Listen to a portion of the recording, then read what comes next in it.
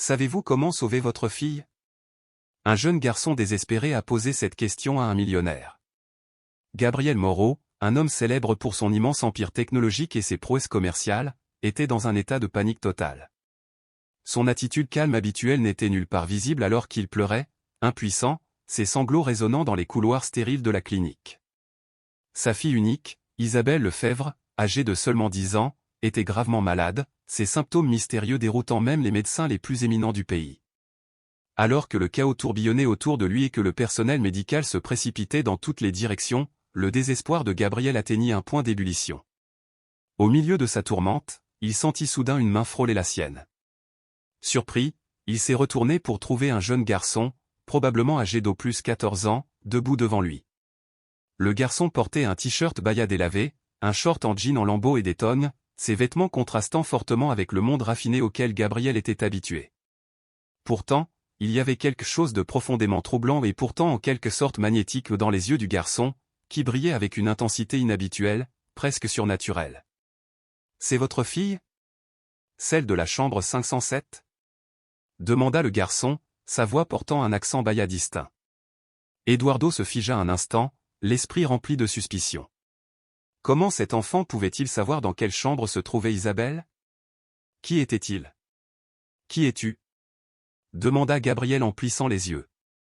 Comment es-tu entré ici? Il était prêt à appeler la sécurité, mais quelque chose dans le regard calme et constant du garçon le fit réfléchir. Je m'appelle Gabriel, répondit le garçon avec une confiance tranquille. Je travaille ici, enfin, pas officiellement.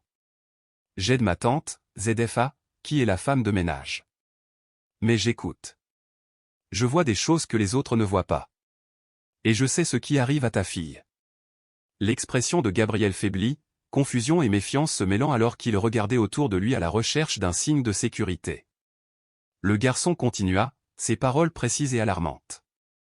Votre fils s'est évanoui lors d'une sortie scolaire au jardin botanique après avoir bu dans la bouteille d'eau de quelqu'un d'autre.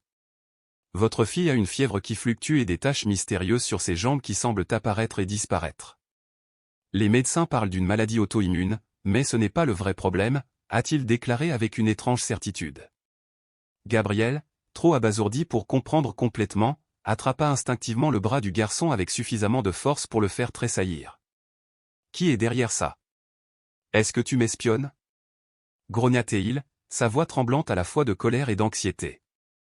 Le garçon n'a pas bronché. Il a simplement regardé en arrière. Personne ne m'envoie, je le jure. J'ai un don. Je l'ai toujours eu. Je vois des choses que les autres ne peuvent pas voir. Je ressens des choses que les autres ne voient pas. Ma grand-mère disait que c'était un don de Dieu, mais ici à l'hôpital, les gens pensent que je suis prétentieux. Les mots restèrent en suspens, et pendant un instant, Gabriel se retrouva à regarder le garçon dans les yeux, l'épuisement des nuits blanches passées à s'inquiéter pour sa fille obscurcissant son jugement. Il relâcha le bras du garçon à contre-cœur. « Que pensez-vous savoir de la maladie de ma fille » demanda Gabriel, sa voix à peine au-dessus d'un murmure, comme si le poids de sa question pouvait le briser. « Ce n'est pas seulement ce que je pense, corrigea le garçon, d'un ton ferme et confiant. Je sais ce qui se passe. Votre fille a été empoisonnée, mais pas intentionnellement. C'est à cause d'un nouveau médicament qu'elle a commencé pour ses allergies. Le médecin ne le savait pas et il ne voulait aucun mal. Ce n'est pas de sa faute. » Gabriel sentit son sang se glacer aux paroles du garçon. Il repensa au récent traitement d'Isabelle pour une allergie respiratoire. Le timing correspondait. « Comment le sais-tu » demanda Gabriel, à peine capable de former les mots. « À cause de tante Néosa, » répondit le garçon. Elle était infirmière en chef ici. Elle a été licenciée le mois dernier après avoir découvert que les médicaments que prend votre fille étaient nocifs pour de nombreuses personnes, en particulier pour les enfants. Elle a essayé de les avertir, mais personne n'a voulu l'écouter. Un frisson parcourut le dos de Gabriel alors qu'il regardait autour de lui, s'assurant que personne n'écoutait. « Où est cette tante Néosa maintenant » demanda-t-il, son cœur battant la chamade avec un sentiment d'urgence qu'il ne pouvait ignorer. « Elle habite en banlieue, à Parpe. Je peux t'y emmener, mais nous devons y aller maintenant. Avant. » Les mots de Gabriel s'arrêtèrent, et ses yeux se fixèrent soudainement sur quelque chose derrière Gabriel, son expression figée d'inquiétude. À ce moment, le docteur Oliveira s'approcha, tenant une tablette et les regardant avec une douce curiosité. « Monsieur Gabriel, est-ce que tout va bien ?» demanda-t-il d'une voix teintée de suspicion. « Est-ce que ce garçon vous dérange, monsieur Eduardo ?»« Non, docteur, tout va bien », intervint rapidement Gabriel. « Il vient de m'offrir du café. » Les yeux du docteur Oliveira se plissèrent vers Gabriel, ses soupçons étant palpables. « Tu ne devrais pas être ici, mon garçon. Les volontaires ne sont autorisés que les mercredis et samedis. » Gabriel baissa la tête avec respect. « Je suis désolé, docteur. Je vais partir. » Mais juste au moment où il était sur le point de se détourner, il s'arrêta et murmura à Eduardo, « Je serai dehors à l'arrêt de bus. Si tu veux en savoir plus, retrouve-moi là-bas dans 1 heure. » Gabriel s'éloigna, disparaissant dans la foule, laissant Eduardo avec un nœud d'anxiété se resserrant dans la poitrine. Le docteur Oliveira a repris la discussion sur le plan de traitement d'Isabelle, mais Eduardo n'écoutait plus. Il était consumé par la pensée, et si cet étrange garçon disait la vérité? Et si les médecins avaient raté quelque chose de crucial? 1 heure plus tard, Eduardo se tenait à l'arrêt de bus devant l'hôpital, ne se sentant absolument pas à sa place dans son costume italien bien coupé. Les passants lui jetaient des regards, le reconnaissant probablement dans les pages brillantes des magazines économiques ou dans les chroniques mondaines. Gabriel était là comme promis, assis les jambes croisées sur le trottoir, partageant un sac de biscuits avec un chien maigre et décousu. « Je pensais que tu ne viendrais pas, » dit le garçon, un sourire taquin tirant sur ses lèvres. « Je ne sais pas non plus pourquoi je suis ici, » a admis Eduardo, la voix teintée d'incrédulité. « J'ai l'impression de faire une énorme erreur. »« Non, ce n'est pas le cas, » le rassura Gabriel en rebondissant sur ses pieds. « Mais il faut se dépêcher. Le bus pour Paris part dans 5 minutes. » « Le bus ?» Eduardo haussa un sourcil, incrédule. « Je ne prends pas de bus, mon garçon. »« Et comment comptez-vous vous rendre en banlieue sans attirer l'attention ?» répliqua Gabriel, un sourire complice sur le visage. « Votre chauffeur vous y conduira, mais il vous posera des questions. Ou vous pouvez prendre un taxi et tout le monde saura où vous allez. Vous êtes mieux avec nous. » Eduardo a concédé à contre-cœur. Le garçon avait raison. Si quelque chose n'allait pas dans le traitement d'Isabelle, la discrétion était de mise. Et avec Isabelle sous sédation pour ses tests, il avait un petit laps de temps pour agir. « Très bien, » dit-il en montant à contre-cœur dans le bus. « Mais ça vaut mieux que ça en vaille la peine. » Le trajet en bus jusqu'à Paris a été une expérience surréaliste. Le bus, bondé à ras-bord, se bousculait et tremblait dans les rues. Le bruit et le chaos autour de lui faisaient qu'Eduardo se sentait étrangement vulnérable et pourtant, pour la première fois depuis longtemps, il se sentait anonyme. Personne ne semblait se soucier de qui il était ou de ce qu'il avait accompli. Il a regardé Gabriel, qui semblait connaître tout le monde dans le bus, discuter avec les passagers et poser des questions sur leur famille.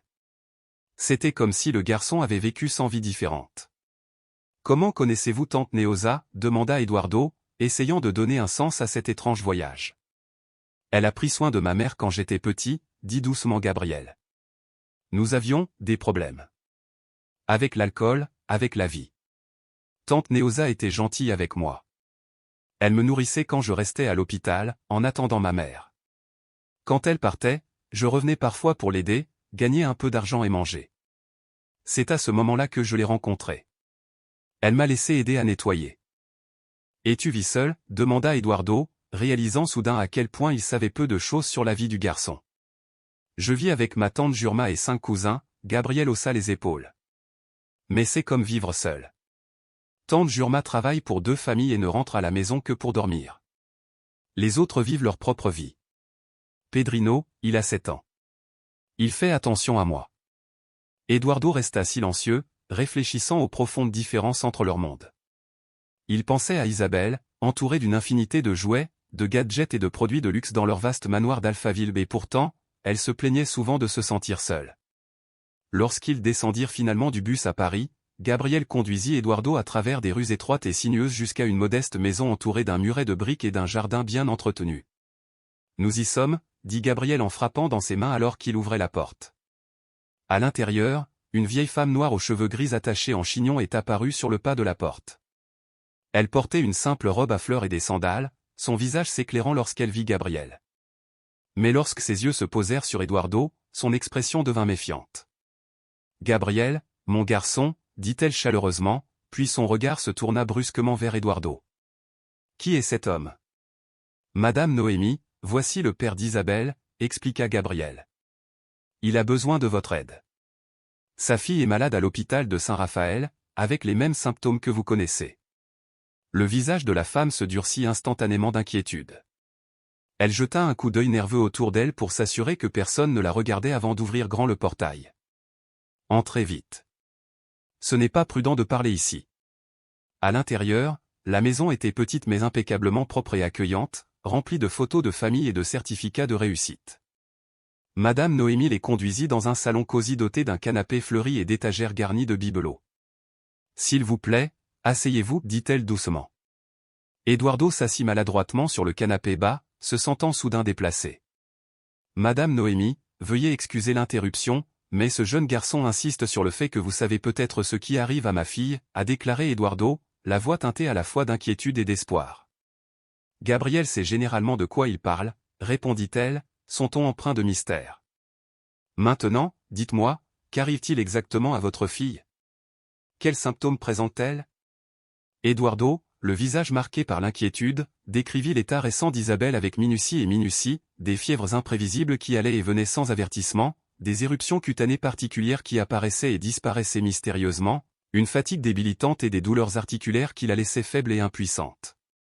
Et oui, continua-t-il, la voix légèrement hésitante, elle a récemment commencé un nouveau traitement contre les allergies, un traitement respiratoire. Un nuage sombre passa sur le visage de Madame Noémie tandis qu'elle absorbait ses paroles. « C'est exactement ce que je craignais, » dit-elle d'une voix grave. Elle se leva brusquement et se dirigea vers une pièce voisine, revenant quelques instants plus tard avec un dossier à la main.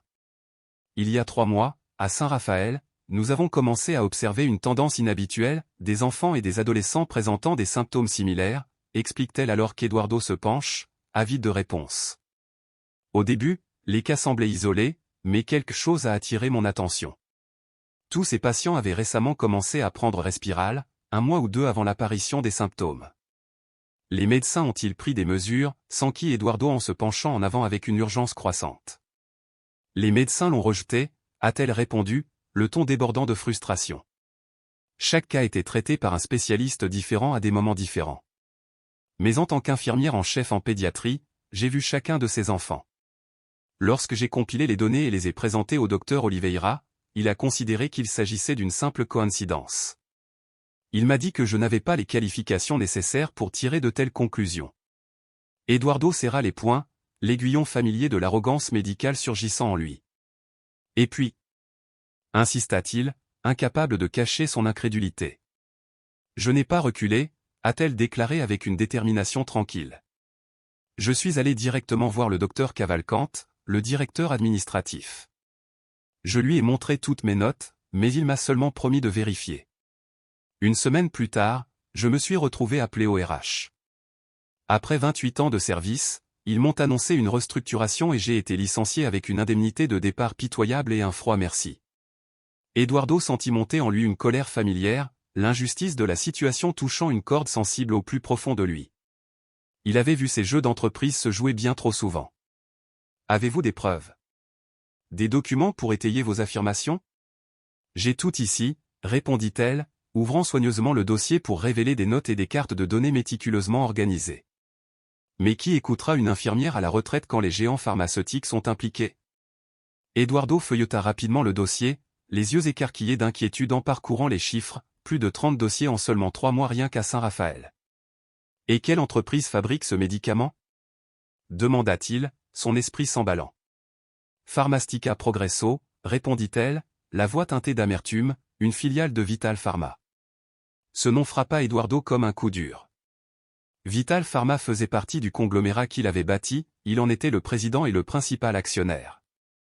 L'acquisition avait eu lieu il y a à peine 1 an, une diversification stratégique poussée par le conseil d'administration. « Est-ce que ça va ?» demanda Madame Noémie, la voix pleine d'inquiétude en remarquant sa soudaine pâleur. « Je vais bien », répondit Eduardo, essayant de retrouver son calme. « J'ai juste besoin de passer quelques appels. Puis-je emporter ce dossier avec moi ? » « Prends-le, dit-elle avec un léger sourire. J'ai fait des copies et je sais comment me protéger après tout ce qui s'est passé. » Il la remercia et se leva. « Gabriel, qui finissait silencieusement son pain dans la cuisine, leva les yeux, son expression inchangée alors qu'il terminait le petit repas offert par Danusa.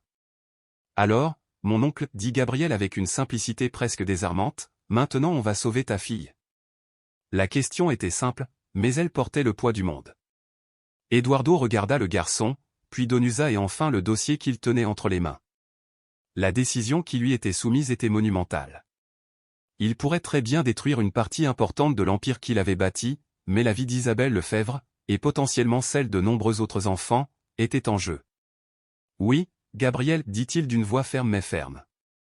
Nous allons sauver ma fille, et peut-être même d'innombrables autres. » Sur le chemin du retour à l'hôpital, Eduardo a passé plusieurs appels. La première était destinée à son ex-femme, Luisa, qui vivait à Londres depuis leur divorce 3 ans auparavant. La nouvelle l'a durement frappée, mais elle a promis de prendre le prochain vol pour Salvador.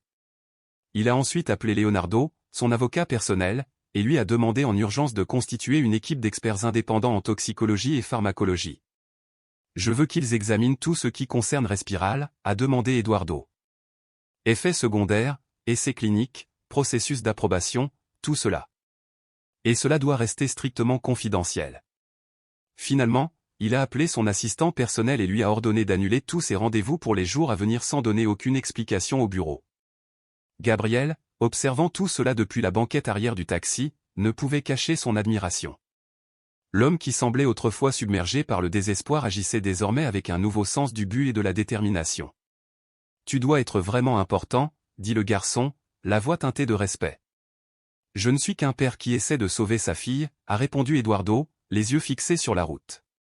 Après une brève pause, il ajouta, « Mais oui, j'ai des ressources, et j'utiliserai chacune d'entre elles si nécessaire. » De retour à l'hôpital, Eduardo se rend directement au service de réanimation pédiatrique où repose Isabelle Lefebvre. Le docteur Oliveira l'a intercepté dans le couloir, l'air inquiet. « Monsieur Gabriel, nous étions inquiets. Vous êtes parti sans en informer personne, » a déclaré le médecin. « J'avais des affaires urgentes à régler, » répondit froidement Eduardo. « Comment va ma fille » a-t-il demandé. « Son état est stable, mais il n'y a pas eu d'amélioration significative, » a répondu le docteur Oliveira. « Nous réfléchissons à un traitement plus puissant, avec des immunosuppresseurs plus puissants, basés sur l'hypothèse d'une maladie auto-immune. » Eduardo inspira profondément, sentant sa colère monter. Il savait que ce traitement pourrait aggraver l'état d'Isabelle, pas l'améliorer. « Docteur, j'insiste pour arrêter immédiatement les médicaments respiratoires, » dit fermement Eduardo. « L'antihistaminique ? Mais ce n'est pas lié à son état actuel. C'est juste destiné à gérer une ancienne allergie, proteste le médecin. « Je m'en fiche, » insista Eduardo, la voix aiguë. « Arrêtez ça maintenant. Et pas d'immunosuppresseur jusqu'à ce que nous ayons des résultats plus définitifs. » Le froncement de sourcils du docteur Oliveira s'accentua, son irritation évidente. « Monsieur Gabriel, avec tout le respect que je vous dois, vous n'avez pas de qualification médicale, » dit le médecin d'un ton condescendant. « Non, » répondit Eduardo, sa voix froide mais inébranlable. « Mais j'ai déjà engagé une équipe d'experts indépendants. Ils arriveront demain pour un deuxième avis. D'ici là, je veux uniquement des traitements de soutien. Et j'ai besoin que tous les dossiers médicaux et les résultats d'analyse soient prêts aujourd'hui. » Le docteur pâlit, visiblement interloqué. « Comme vous le souhaitez. C'est votre droit. Je prépare les copies immédiatement. » Alors que le docteur Oliveira s'éloignait, Gabriel, qui attendait discrètement à proximité, s'est approché avec un sourire sur le visage. « Tu as vu ça » dit Gabriel, son sourire plein d'admiration. « Gabriel, tu dois rester en dehors de ça pour le moment » dit doucement Eduardo. « Les choses deviennent dangereuses et je ne veux pas que tu sois impliqué. » Le sourire de Gabriel s'effaça et il croisa les bras avec défi. « Mais c'est moi qui t'ai aidé » protesta le garçon. « Je veux qu'Isabelle aille mieux. »« Je le sais et je suis reconnaissant » dit doucement Eduardo. « Mais pour l'instant, c'est trop risqué. Je vous tiendrai informé. » Gabriel hésita un instant avant de reprendre la parole. « Je ne fais pas confiance à ces médecins. Ils essaieront encore de vous tromper. » Eduardo réfléchit un instant, puis demanda, « Avez-vous un moyen de rester en contact ?»« J'ai un vieux téléphone portable qui vient de ma tante » a déclaré Gabriel en griffonnant le numéro sur un petit morceau de papier. « C'est juste pour les appels. » Eduardo glissa le papier dans sa poche. Je vous appellerai demain pour vous tenir au courant. Pour l'instant, je dois vérifier si ma fille va bien. Gabriel hocha la tête à contre-cœur, regardant Eduardo se diriger vers la salle. Lorsqu'Eduardo entra dans la chambre d'Isabelle, ses pensées étaient lourdes du poids des décisions à venir. Serait-il capable de révéler la vérité derrière Respiral, de sauver sa fille et de demander des comptes aux géants pharmaceutiques? Les 2 prochains jours apporteraient de la clarté, mais ils apporteraient également plus de danger que ce qu'Eduardo avait prévu. Cette histoire m'intrigue vraiment, répondit-elle pensivement. Alors, où devrions-nous nous revoir? Paloma et Édouard se sont donné rendez-vous dans un café d'hôtel isolé, loin de l'hôpital animé et du quartier des affaires. Le calme des lieux leur permettait de s'exprimer librement. Édouard n'a pas perdu de temps et a raconté à Paloma tout ce qu'il savait sur Isabelle Lefebvre, le respirateur Donanosa défectueux et, surtout, Gabriel. Ce garçon s'est surpassé pour m'aider, a déclaré Édouard le cœur lourd. Et maintenant, je crains que ses actions ne l'aient mis en grave danger. Paloma, toujours une enquêtrice avisée, prenait soigneusement des notes tout en écoutant attentivement. De temps en temps, elle posait des questions pointues, approfondissant la situation. Avez-vous des preuves de manipulation de données, ou peut-être du licenciement injuste de l'infirmière impliquée? En réponse, Édouard lui a remis un dossier rempli de documents constitués par son équipe juridique. À l'intérieur se trouvaient des rapports d'experts indépendants et des notes internes de Vital Pharma. Je suis prêt à tout rendre public, a-t-il déclaré fermement. Mais d'abord, nous devons trouver Gabriel. Je comprends votre urgence, dit Paloma en feuilletant les pages. Et je dois admettre que je suis assez impressionné par votre engagement. Il est rare de voir quelqu'un de votre envergure disposé à dénoncer les torts de sa propre entreprise. Ce n'est plus seulement une question d'affaires, a répondu Édouard d'une voix basse et pleine d'émotion. Quand j'ai vu ma fille allongée dans ce lit d'hôpital, ça m'a secoué. Mais le pire, c'est de réaliser qu'il y a d'autres enfants, ceux qui n'ont pas les ressources dont je dispose, qui souffrent peut-être autant, voire plus.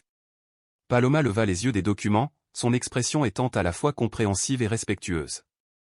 Je publierai demain un article préliminaire, en laissant de côté l'identité du garçon pour le protéger, bien sûr. Mais j'utiliserai mes relations pour tenter de le localiser. Merci, dit sincèrement Édouard, puis il ajoute, j'ai encore une faveur à vous demander. Je souhaite intégrer Donanza en tant que consultante pour un nouveau projet de l'Institut indépendant de surveillance des médicaments et des méthodes de traitement. Pensez-vous qu'elle acceptera? Demanda Paloma en haussant un sourcil, le moindre sourire tirant sur ses lèvres. Tu as vraiment changé, n'est-ce pas, Mendoza? Édouard croisa son regard avec une tranquille conviction. Oui, je crois qu'elle le fera.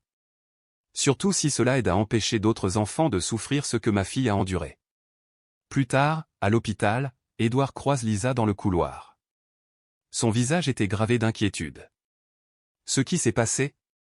Demanda-t-il avec urgence. Isabelle est pire? Demanda-t-il, craignant déjà le pire. Non, elle est stable, le rassura Lisa. Mais le docteur Oliveira a apporté un document étrange, une autorisation pour une procédure expérimentale, il insiste sur le fait qu'elle est cruciale. Quand j'ai commencé à poser des questions, il a reculé en disant qu'il reviendrait avec vous. La colère d'Édouard s'enflamma. Où est-il maintenant? Il a été appelé pour une affaire urgente. Il a promis qu'il reviendrait dans 1 heure. Sans perdre un instant, Édouard se dirigea vers la chambre d'Isabelle. La petite fille dormait paisiblement, ses joues plus roses qu'elle ne l'avaient été depuis des jours. Ses signes vitaux s'amélioraient. Édouard tendit la main et prit doucement sa petite main dans la sienne, submergé par un élan d'amour protecteur. Près de 2 heures plus tard, le docteur Oliveira apparaît, accompagné d'une femme qu'Édouard ne reconnaît pas. Monsieur Mendoza, commença le docteur Oliveira, voici le docteur Camila Ferra, spécialiste en immunologie pédiatrique. Elle dispose d'un traitement innovant qui pourrait considérablement accélérer le processus de guérison d'Isabelle. Le docteur Ferra, une jeune femme à l'expression sévère, salue brièvement Édouard avant de poursuivre, l'état de votre fille est plus compliqué qu'il n'y paraît. Les dommages causés par le respirateur pourraient devenir irréversibles si nous n'agissons pas rapidement avec ce nouveau protocole. Elle tendit à Édouard un gros dossier, mais il ne l'ouvrit pas tout de suite. Docteur Ferra, vous travaillez ici à l'hôpital? Demanda Édouard, ses soupçons grandissant. Je ne crois pas que nous nous soyons déjà rencontrés. Je suis un consultant externe, a répondu le docteur Ferra, légèrement mal à l'aise. J'ai été spécifiquement invité pour cette affaire. Par qui? Édouard insista. Docteur Oliveira, bien sûr, répondit-elle sur un ton défensif.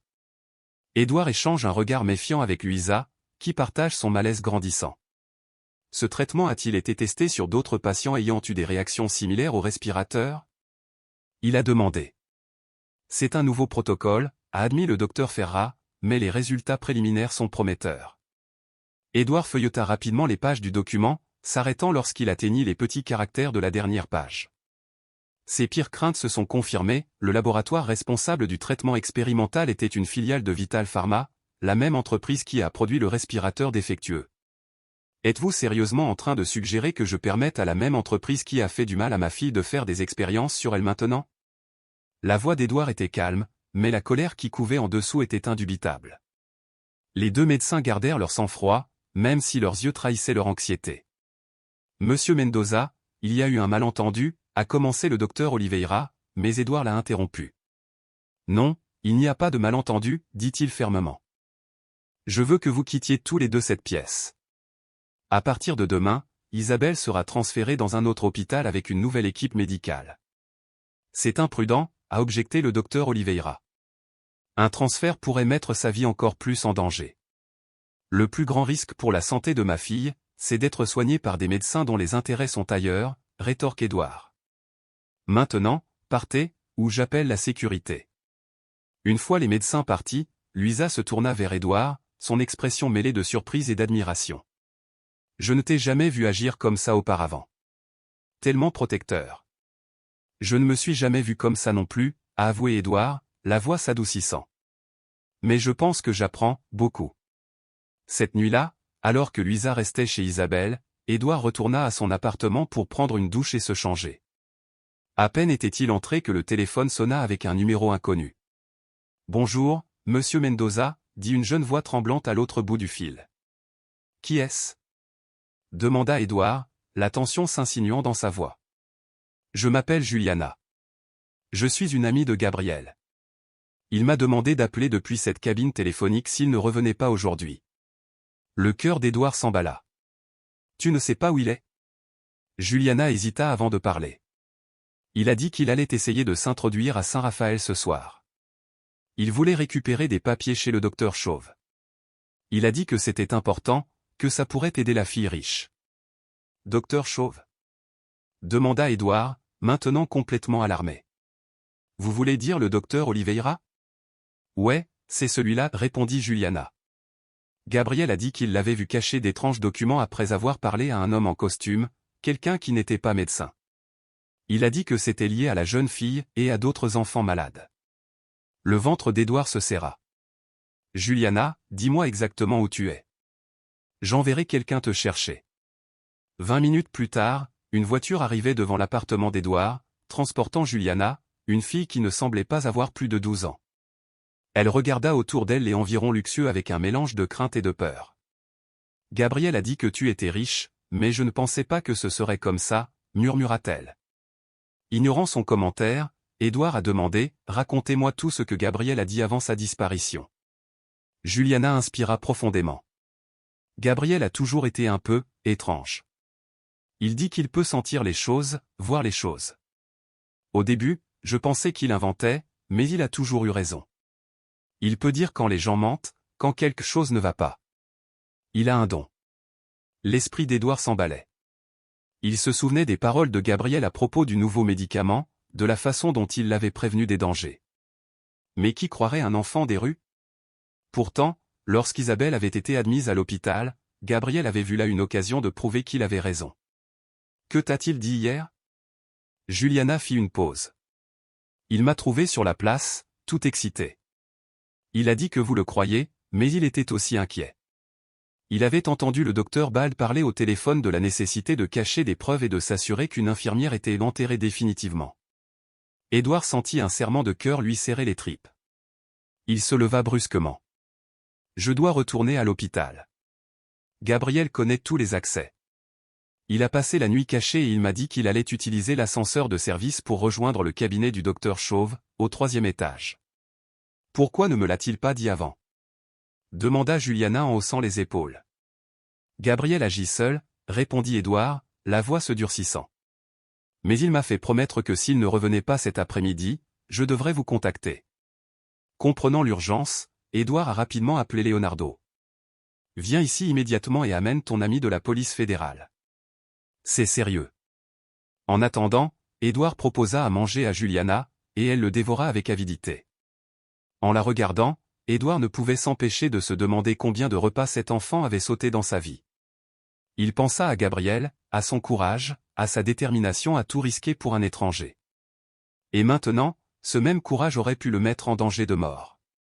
Leonardo est arrivé avec l'inspecteur Rodrigo Almeida, un officier chevronné au comportement sérieux. Édouard a tout raconté rapidement.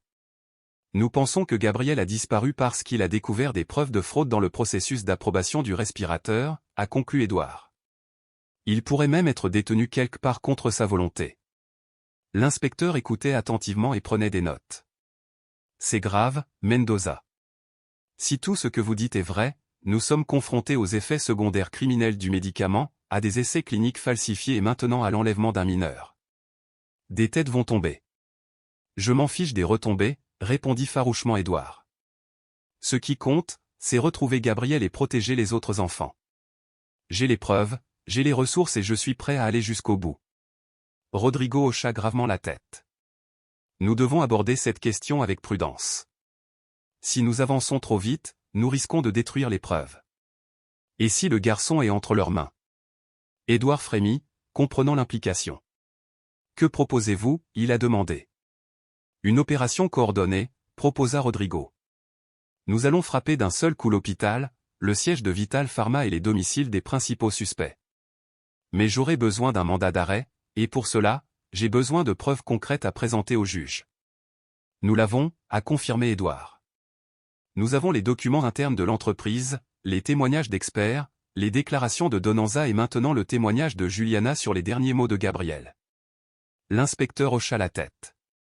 Je vais rassembler une équipe et parler au juge. Si tout se passe bien, nous aurons les mandats d'arrêt ce soir et l'opération commencera à l'aube. Alors que Rodrigo et Leonardo partaient préparer les prochaines étapes, Édouard tourna son attention vers Juliana. J'admire votre courage d'être venu me voir, a-t-il déclaré avec une sincère appréciation. Je peux vous trouver un endroit sûr où rester pendant que tout s'arrange. Vous n'êtes pas obligé d'affronter cela tout seul. Juliana, cependant, secoua la tête. Je dois y retourner, dit-elle d'une voix ferme. Ma grand-mère sera inquiète si je ne rentre pas chez elle pour la nuit.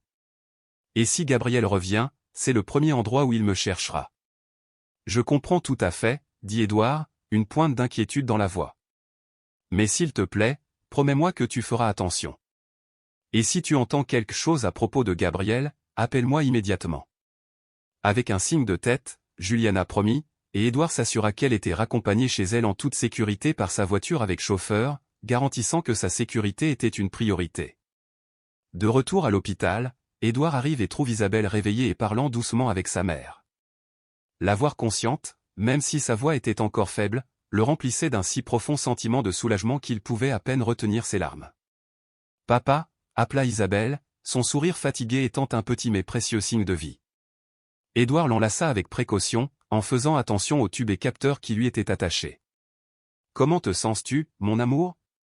Fatiguée et affamée, répondit-elle, et ses parents ne purent s'empêcher de sourire devant sa franchise. Sa mère parla alors, sa voix douce.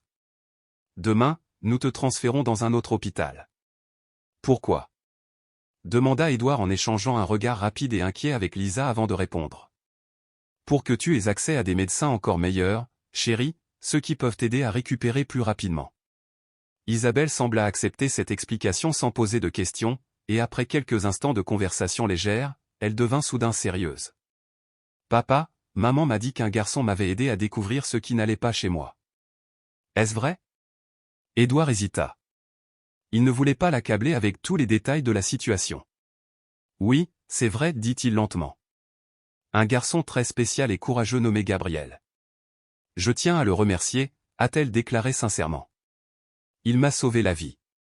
Oui, d'une certaine manière, répondit Édouard, la voix tendue par l'émotion. Et je te le promets, je le trouverai pour que tu puisses le rencontrer. Une fois Isabelle se rendormir, Édouard se tourne vers Lisa, le visage sérieux, pour lui expliquer la disparition de Gabriel et l'opération qui va avoir lieu le lendemain. Mon Dieu, Édouard, c'est encore plus grave qu'on ne le pensait, dit Lisa, visiblement choquée. Tu penses vraiment que Gabriel pourrait blesser un enfant de la rue? Je ne sais pas, répondit Édouard d'une voix sombre. Mais je ne peux pas me permettre de prendre des risques. Le délégué Rodrigo est minutieux et prudent.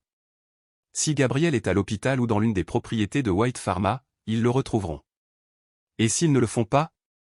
Lisa insista, sa voix remplie de peur. Édouard ne put achever sa pensée. La possibilité même que Gabriel ne soit pas retrouvé était trop lourde à supporter. Nous le trouverons, dit-il fermement, même si le doute persistait au fond de son esprit. La nuit s'étendit, pleine de tension et d'incertitude. Tard dans la nuit, Édouard reçoit un appel de Rodrigo. Les mandats d'arrêt sont en vigueur, a déclaré la voix de Rodrigo au téléphone. L'opération démarre à 5 heures du matin. Édouard n'essayait même pas de dormir. Il resta près du lit d'Isabelle, la regardant dormir, son esprit s'emballant. Sa vie avait radicalement changé en quelques jours seulement. Il y a à peine une semaine, il était un homme d'affaires prospère, rongé par les fusions d'entreprises et les fluctuations boursières. Aujourd'hui, il est impliqué dans une enquête criminelle, révélant la corruption au sein de sa propre entreprise, tout en étant profondément préoccupé par le sort d'un enfant des rues qu'il ne connaissait que depuis 4 jours. À 4h30 du matin, un autre message arrive de Rodrigo, Isabella et Luisa doivent être évacués de l'hôpital avant le début de l'opération. Une ambulance privée les attend pour les emmener à l'hôpital Albert Einstein, où une équipe médicale de confiance s'occupera d'elles. Le transfert s'est bien déroulé et à 5 heures précises du matin, alors que l'ambulance se dirigeait à toute vitesse vers l'aéroport pour prendre l'avion privé à destination de Sao Paulo, Édouard a reçu la confirmation que les opérations à l'hôpital de Saint-Raphaël, au siège de White Pharma et au domicile des principaux dirigeants étaient en cours. « Tiens-moi au courant pour Gabriel », demanda Édouard, la voix pleine d'urgence. « On s'en occupe, Édouard. Concentre-toi sur ta fille. Laisse-nous s'occuper du reste, lui assura Rodrigo. Dans l'avion, Isabelle a bien dormi, son corps encore en convalescence. Luisa, assise à côté d'Édouard, éprouvait un mélange de soulagement et d'anxiété. Même si elle était reconnaissante que sa fille s'améliore, elle ne pouvait pas se débarrasser de la tension qui la tenait. « Que arrivera-t-il à votre entreprise après tout cela » demanda-t-elle doucement. « Cela va détruire tout ce pour quoi vous avez travaillé. » Édouard a reconnu son inquiétude. « Oui, le marché boursier en souffrira lorsque cette histoire éclatera, » dit-il pensivement. « Mais, j'ai appris quelque chose d'important ces derniers jours. » Le silence de Luisa semblait l'inviter à élaborer. « J'ai appris que l'argent ne fait pas tout, » a-t-il poursuivi. « On m'a donné une nouvelle perspective sur le monde, sur ce qui compte vraiment. La vie des enfants, la sécurité de ceux que nous aimons. C'est ce sur quoi je vais désormais me concentrer. » À ce moment-là, le téléphone d'Édouard sonna. C'était Rodrigue. « Nous avons retrouvé Gabriel, » dit-il, et le cœur d'Édouard bondit de soulagement. « Où est-il? Comment va-t-il » demanda Édouard avec insistance. « Il a été enfermé dans un débarras au sous-sol de l'hôpital. Il est déshydraté et effrayé, mais dans l'ensemble, il va bien. Une femme de ménage l'a entendu frapper et a appelé à l'aide. » Édouard ferma les yeux de soulagement, sentant le poids de la peur se soulever de sa poitrine. « Dieu merci. Puis-je lui parler ? » Pas maintenant. Il est avec les médecins. Une fois qu'il sera stable, nous l'interrogerons. C'est un témoin clé. Mais il a posé des questions sur vous et sur votre fille. Il semble qu'il soit vraiment inquiet pour elle. S'il te plaît, dis-lui qu'Isabelle va bien et qu'elle a vraiment envie de le rencontrer, répondit Édouard, la voix pleine d'émotion. Et quand tout cela sera fini, je lui parlerai en personne. La voix de Rodrigo était calme mais urgente lorsqu'il ajouta « Nous avons trouvé les documents mentionnés par Gabriel. Il a réussi à les cacher dans ses vêtements avant d'être découvert. Ces documents prouvent que White Pharma était au courant des effets secondaires graves de l'inhalation chez au moins 2% des patients, mais a caché l'information à Anvisa, l'agence de santé brésilienne. Le docteur Oliveira, le docteur Cavalcante et plusieurs dirigeants de White Pharma ont été arrêtés. » Édouard remercia Rodrigo et raccrocha, se tournant vers Luisa qui avait entendu la conversation. « Ils l'ont trouvé, dit-elle, le soulagement se répandant sur son visage. Ce garçon, il est vraiment quelque chose de spécial, n'est-ce pas ? Oui, répondit doucement Édouard, profondément ému par le courage de Gabriel. La semaine suivante, le scandale éclate à l'échelle nationale. Paloma a publié une série de rapports d'enquête détaillant le scandale respiratoire, comment un médicament aux effets secondaires dangereux avait été approuvé grâce à des manipulations de tests et à des pots de vin versés à des fonctionnaires. L'histoire de Gabriel, l'enfant des rues qui a contribué à découvrir la vérité, a trouvé un écho auprès des gens à travers le pays. Isabelle Lefebvre s'est complètement rétablie après 3 semaines de traitement à l'hôpital Albert Einstein. Une fois qu'elle fut suffisamment rétablie, sa première demande fut de rencontrer Gabriel. Édouard est resté en contact avec le garçon, assurant sa sécurité tout au long de l'enquête. La rencontre entre Isabelle et Gabriel a eu lieu dans le jardin de la maison d'Édouard à Alphaville. Isabelle, encore affaiblie par sa maladie, regardait avec curiosité Gabriel s'approcher timidement, accompagné de Dona Nussa. « C'est toi, Gabriel » demanda Isabelle en lui tendant la main. « Le garçon qui m'a sauvé la vie. » Gabriel rougit, visiblement mal à l'aise face à cette attention.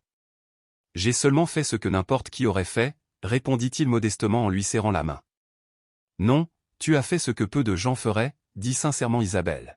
« Vous avez eu le courage d'aider, même si cela impliquait de vous mettre en danger. » Édouard, qui observait tranquillement, a ajouté, « Vous avez risqué votre propre sécurité pour aider quelqu'un que vous ne connaissiez même pas. Vous n'y avez pas réfléchi à 2 fois. » Gabriel sourit faiblement, son inconfort commençant à s'estomper. « Mais ça en valait la peine. Tu es superbe.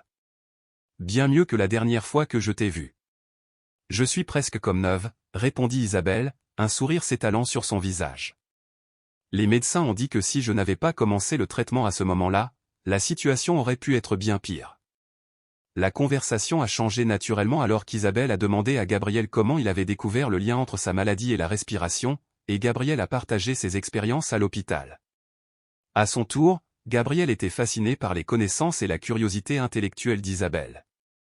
Pendant que les 2 enfants discutaient, Édouard en profitait pour discuter d'une nouvelle initiative avec Madame Noémie. « Je veux que vous dirigiez un institut de surveillance pharmaceutique, » lui a-t-il dit. « Personne ne connaît le fonctionnement interne de l'hôpital et les signes avant-coureurs comme vous. »« C'est une offre alléchante, monsieur Édouard, » répondit pensivement Madame Noémie. « Mais je n'ai pas les qualifications formelles pour un tel rôle. Vous possédez quelque chose de bien plus précieux, l'expérience et l'intégrité, » a répondu Édouard. « Nous ferons appel à des experts pour les aspects techniques, mais nous avons besoin de quelqu'un comme vous pour les guider, afin de garantir que la sécurité des patients soit toujours la priorité. » Après délibération, Madame Noémie a accepté de reprendre ce rôle. Sa première proposition était de créer un programme conçu pour identifier et soutenir les enfants comme Gabriel, ceux qui possèdent des capacités d'observation et d'analyse extraordinaires. Ces enfants deviendront les yeux et les oreilles du système de santé, en particulier dans les communautés vulnérables où les problèmes sont souvent ignorés ou cachés, a-t-elle expliqué. Édouard a immédiatement reconnu la valeur de son idée. Cela correspondait parfaitement à sa vision évolutive du rôle de l'entreprise dans la société. Pendant ce temps, White Pharma était en pleine restructuration. Tous les dirigeants impliqués dans le scandale ont été licenciés et ont fait l'objet de poursuites judiciaires. Édouard a nommé un nouveau conseil d'administration, composé majoritairement de médecins à la réputation irréprochable en matière d'éthique, chargé de réévaluer tous les produits de l'entreprise et de mettre en œuvre des protocoles de tests bien plus rigoureux que ceux exigés par le NSM. Les conséquences financières ont été graves. Les actions ont chuté. Des contrats ont été annulés. Mais Édouard n'avait aucun regret. La vie d'Isabelle avait été sauvée, d'autres enfants avaient été protégés de la respiration et il avait trouvé un nouveau but. De manière inattendue, Luisa a décidé de reporter son retour à Londres. Le traumatisme d'avoir failli perdre sa fille, combiné à la transformation qu'elle a constatée chez Édouard, l'a amené à reconsidérer son avenir. Ce n'était pas une réconciliation romantique, loin de là, mais cela marquait un nouveau chapitre dans leur parentalité coopérative envers Isabelle. Pendant ce temps, Isabelle et Gabriel nouent une amitié improbable. Malgré leurs origines très différentes, ils ont trouvé un terrain d'entente dans leur intelligence et leur compréhension commune du monde qui les entourait. Édouard, reconnaissant le potentiel de Gabriel, lui organise des cours particuliers. Le garçon a rapidement révélé un esprit vif et une soif implacable de connaissance. Puis, un mois après la guérison d'Isabelle, Édouard reçoit un nouvel appel de Rodrigo. « Gabriel, l'agent fédéral », expliqua Rodrigo. Les dépositions des dirigeants arrêtés ont révélé une conspiration encore plus grande que ce que nous pensions. Il semble qu'au moins 3 autres drogues aient subi le même processus, manipulation de tests et corruption de fonctionnaires. Édouard sentait le poids de la responsabilité sur ses épaules. De quels médicaments parlons-nous? Nous sommes toujours en train de vérifier, répondit Rodrigo. Mais je voulais vous faire savoir que votre nom a été complètement effacé de l'enquête. Il est évident que vous n'étiez pas au courant de ce qui se passait dans les coulisses de White Pharma. Cela ne m'exonère pas de ma responsabilité morale, répondit Édouard d'un ton grave. J'étais président. J'aurais dû être plus vigilant. Combien de PDG risqueraient leur propre fortune pour dénoncer des pratiques illégales au sein de leur entreprise? Édouard fit une pause, son esprit réfléchissant aux conséquences de ses actes. Mais parlez-moi de l'avenir de Gabriel. Je m'inquiète de son bien-être à long terme. Rodrigo hésita avant de répondre. Sa tante a été interrogée, mais elle ne veut pas s'occuper de lui. Elle semblait soulagée de se débarrasser de lui. Le cœur d'Édouard se serra. Il s'y attendait, compte tenu de ce que Gabriel lui avait dit à propos de sa famille. Oui, mais cela ouvre des possibilités, a poursuivi Rodrigo. Le juge des enfants est ouvert à envisager une tutelle temporaire, compte tenu du lien que Gabriel entretient avec votre famille et de son rôle dans le sauvetage de votre fille. L'idée de devenir le tuteur de Gabriel surprend Édouard. Cela ne lui était pas venu à l'esprit auparavant, mais maintenant que Rodrigo l'avait suggéré, cela lui semblait étrangement naturel. C'est possible, a déclaré Rodrigo. Compte tenu de tout ce qui s'est passé, vos actions récentes montrent au juge que vous êtes un homme de principe qui se soucie réellement du bien-être de ce garçon. Édouard a promis d'y réfléchir attentivement après en avoir discuté avec Louise Dumas et, bien sûr, Gabriel lui-même. Ce n'était pas une décision à prendre à la légère. Ce soir-là, après le dîner, Édouard retrouve Isabelle et Gabriel dans la bibliothèque de son hôtel particulier. Gabriel lisait à haute voix un livre d'astronomie tandis qu'Isabelle griffonnait des notes dans un cahier. Tellement absorbés par leur conversation qu'ils ne remarquèrent pas l'entrée d'Édouard. L'univers est bien plus grand que ce que nous pouvons imaginer, a déclaré Gabriel avec admiration. Des milliards de galaxies, chacune contenant des milliards d'étoiles. Et la plupart de ces étoiles sont probablement entourées de planètes, tout comme la Terre. Oui, il doit y avoir des millions de planètes où la vie pourrait exister, a ajouté Isabelle. Édouard resta un moment silencieux, observant l'échange avec admiration. Finalement, il a pris la parole. Alors, qu'est-ce que vous faites tous les deux? Demanda-t-il avec un sourire. Isabelle et Gabriel se retournèrent, leur visage s'éclairant en le voyant. Papa, s'exclama Isabelle. Gabriel m'aide dans mon projet scientifique. Nous allons construire un modèle à l'échelle réelle du système solaire. Impressionnant, dit Édouard en s'installant dans un fauteuil voisin. Vous formez toute une équipe. Gabriel sourit timidement, toujours pas habitué à recevoir des compliments. Isabelle Lefebvre est géniale, monsieur Édouard, a déclaré Gabriel.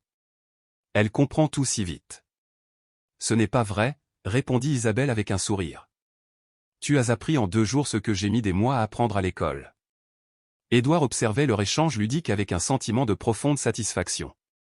Il y avait quelque chose de rare entre ces deux-là, une compréhension, un respect qui semblait au-delà de leur âge. Gabriel finit par devenir sérieux et dit, « Édouard, il y a quelque chose dont je dois te parler. » « À propos de l'hôpital ?» demanda Édouard, son inquiétude revenant. « Non, il s'agit de mon avenir, » dit Gabriel en se redressant sur sa chaise. Édouard se pencha, la curiosité piquée. « Que veux-tu dire ?» Gabriel inspira profondément.